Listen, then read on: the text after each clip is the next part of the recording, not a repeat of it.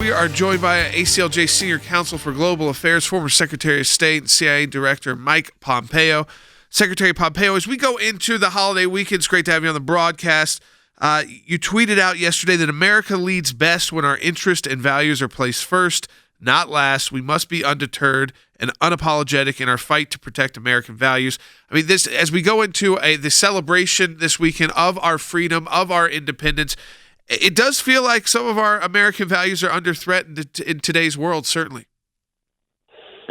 Well, Jordan, thanks for having me on today, and happy 4th of July to you and to everyone watching and listening today. My point was really very simple. I traveled the world these past 4 years, putting America first. Every place we went, it was clear we were trying to keep Americans safe, America secure, trying to help Americans find good work. So we had an economy that was strong, and we had partners that were trading with us in a way that was fair for the United States.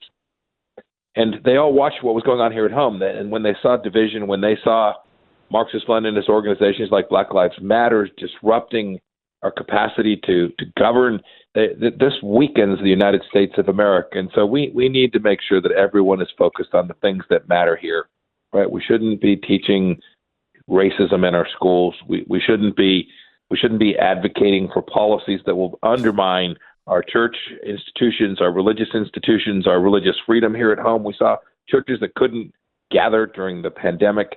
These are things that threaten our republic, and we need to make sure we understand what America's values are and its deep interests, and we need to be fearless and never give an inch in our pursuit to make them real for every single American. Let me ask you this also, Mike, because this is something that we're celebrating Independence Day, and we've got a great piece up, by the way, at Bald Beagle, our children's channel, on the importance of Independence Day. It really explains. It's a 7-minute video. I encourage everybody to go check it out on YouTube. But the Communist Party of China is celebrating this week its 100th year of its current regime's rule. And I go back to this because when you first came on board with us, we talked about the threat of China. It has not gotten better. It's gotten worse. Jay, it's clearly gotten worse. They sense that America's not going to push back against what they want to do. They want to create their power and exert their power all over the world. You saw what Xi Jinping, their leader, the Chinese Communist Party's general secretary, said yesterday. He said, anyone who challenges us will meet hard steel. Well, we need to be prepared. We need to confront them. They want to change our very way of life here. And you can see it. You can see it how they treat their citizens at home. They don't give a rip for human life. 1 million Uyghurs being held. They've foisted a virus on the world. The list of their activities is long, but make no mistake, they have both the intention and they will build out the capabilities that will put at risk the very republic and the way of life that the West has, we in the United States have.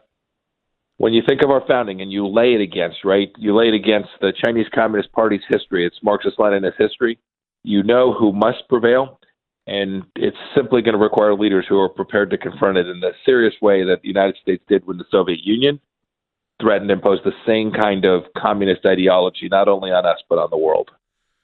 Andy Economou, our colleague, has a comment for you, a question. Yes, Mr. Secretary, talking about China, this week the Republicans in Congress attempted to hold a hearing to get to the bottom of the origin of the coronavirus.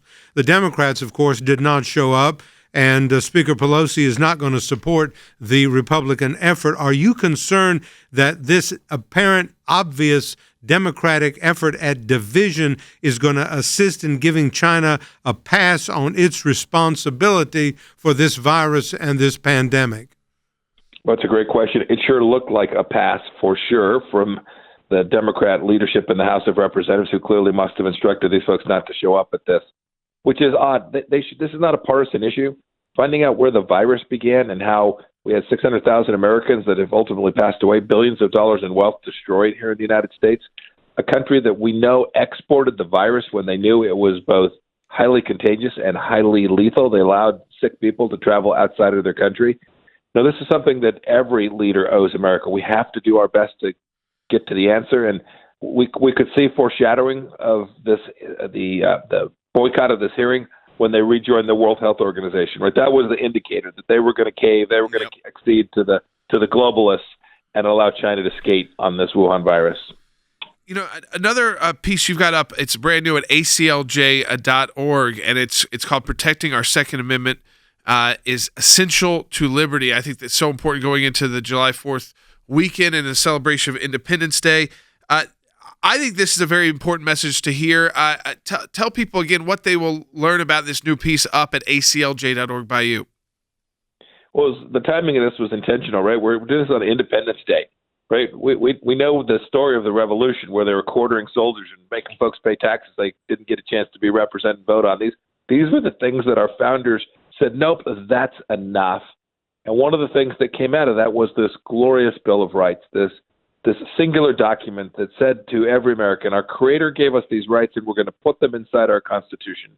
One of those is the capacity to carry a firearm, to make sure that you have the ability to do the things you need to do to secure your own family. My wife and I had concealed carry permits when we lived back in Kansas back in the day.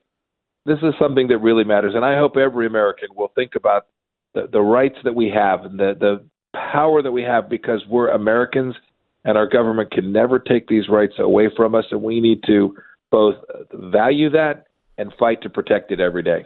Mike, as you know, this year we kind of have a theme of the ACLJ now more than ever. And I think about these issues that we've talked about just today, whether it's the Second Amendment, whether it's China, whether earlier in the broadcast before you were on, we were dealing with the reaction of the Democrats to the Supreme Court's great decisions the last few days, which of course is pack the court. That's the reaction. We're going to get in that in the second half of the broadcast.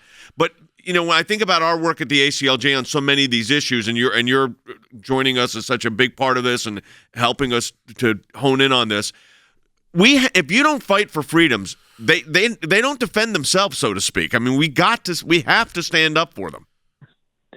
Oh, Jay, so true. The ACLJ has been a big part of this. No, this document, the Constitution, is not self-executing. Right. Our founders knew that it took human beings with virtue and character committed to advance this republic. Ronald Reagan talked about it can go away in a generation. We've seen that happening just these last 6 months. We've seen this abrogation of our fundamental rights. No, it's going to take every one of us, and the ACLJ, I am confident, will be a big part of that. But every American's got to go make sure every place they go, their PTA meeting, their school board meeting, that they're defending those basic rights. Well, we appreciate it. We're thrilled you're part of our team. Happy Independence Day, and thank you for all of your efforts. Thank you all. So long. All right, bye-bye.